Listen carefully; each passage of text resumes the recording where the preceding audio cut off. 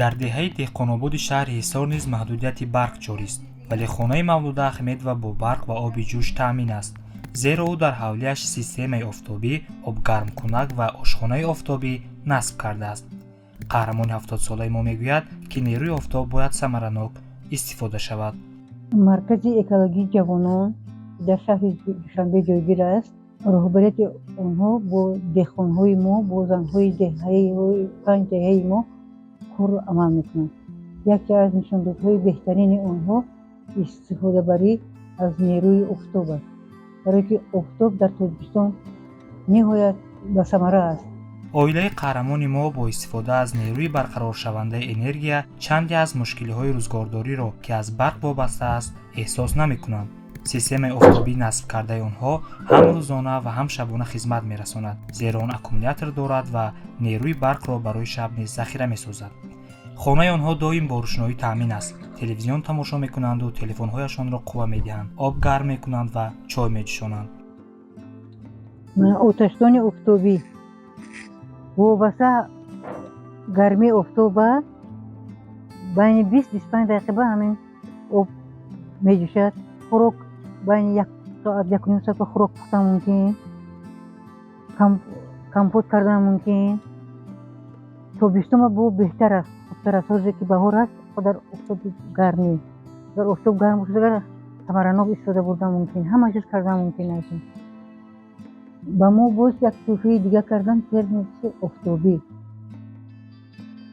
150 литр об аз ҳисоби офтоб гарм мешавад ва онро изолясия кардагӣ ҳастанд, он хунук намешавад. барои аҳли оилаи мо ниҳоят ин чиз зарур аст.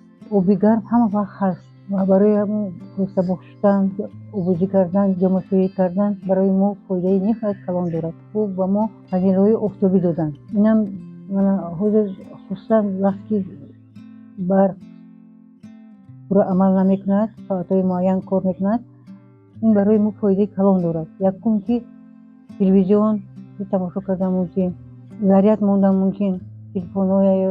соли 2023 дар Тоҷикистон наздики 22 миллиард киловатт-соат нерӯи барқ истеҳсол шудааст, вале дар кишвар лимит ҷорӣ аст. аз нерӯи барқи истеҳсолшуда 95% дар нерӯгоҳҳои барқи обӣ тавлид мешавад. аз ин рӯ ба гуфтаи коршиносон дар кишвар бояд роҳҳои алтернативии истеҳсоли нерӯи барқ истифода шавад, то сокинони кишвар дар фасли зимистон ба нерӯи барқ дастрасӣ дошта бошанд. тоҷикистон бо мавҷуд будани 260-300 рӯзи офтобӣ дар сол иқтидори калони энергияи офтобиро соҳиб аст. дар сурати истифодаи имкониятҳои мавҷуда метавон сокинони минтақаҳои кишварро қисман бо барқ таъмин намуд. эмомалӣ раҳмон, президенти Тоҷикистон, дар паёми солонаи худ гуфт: бо мақсади расидан ба ҳадафҳои стратегияи рушди иқтисоди сабз, ҷиҳати бунёди нерӯгоҳҳои барқӣ аз ҳисоби манбаъҳои барқароршавандаи энергия ва то соли 2030 ба ҳаҷми накам аз 1000 мегаватт расонидани иқтидорҳои алтернативии истеҳсоли энергияи сабз, яъне бо истифодаи захираҳои офтобиву бодӣ тадбирҳои амалӣ андешида шаванд. тимур идрисов, коршиноси мустақил, мегӯяд бо муносибати дуруст нерӯи офтоб метавонад пас аз нерӯгоҳи барқи обӣ яке аз манбаъҳои асосии энергияи Тоҷикистон гардад. ба назари коршинос, Тоҷикистон дар камарбанди офтобии ҷаҳон ҷойгир буда барои рушди энергияи офтобӣ иқтидори бузург дорад.